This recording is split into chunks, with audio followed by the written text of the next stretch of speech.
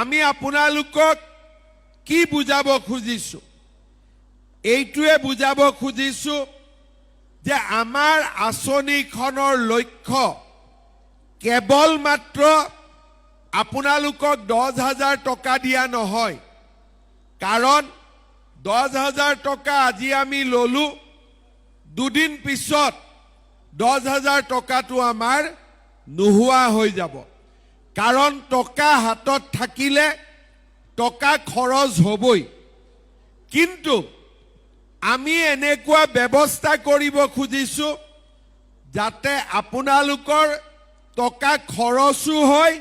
আৰু টকা আহিও থাকে তাৰ মানে আমি আপোনালোকক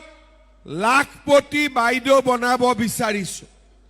লাখপতি বাইদেউ মানে কি অলপ আগতে প্ৰধানমন্ত্ৰী ডাঙৰীয়াই কোৱা আপোনালোকে শুনিছে লাখপতি বাইদেউ মানে হৈছে যি গৰাকী মহিলাই বছৰত 1 লাখ টকাৰ ব্যৱসায় কৰিব পাৰে বিভিন্ন আঁচনিৰ জৰিয়তে কোনোবাই দোকান দিব পাৰে কোনোবাই খেতি কৰিব পাৰে কোনোবাই ছাগলী পুহিব পাৰে কোনোবাই গাই গৰু পুহিব পাৰে বিভিন্ন ব্যৱস্থাৰে আমি আপোনালোকক লাখপতি বাইদেউ বনাব বিচাৰিছো মোৰ লক্ষ্য হল যে আজিৰ পৰা 3 বছৰৰ ভিতৰত অসমৰ প্ৰতি গৰাকী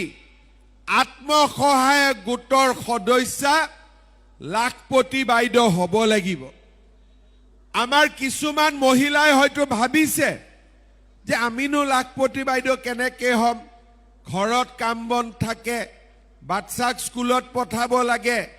আৰু বিজনেছ কৰিবৰ কাৰণে আমাৰতো ইমান আইডিয়াও নাই কিন্তু আপোনালোকে জানি আচৰিত হ'ব যে আজি আমাৰ অসমত আত্মসহায়ক গোটত 35 লাখ মহিলা আছে আৰু এই 35 লাখ মহিলাৰ 8 লাখ মহিলা ইতিমধ্যে লাখপতি বাইদেউ হ'ব পাৰিছে আৰু ইয়াৰ ভিতৰত কিছুমান মহিলা মহা লাখপতি বাইদেউ হৈছে মহা লাখপতি বাইদেউ মানে কোন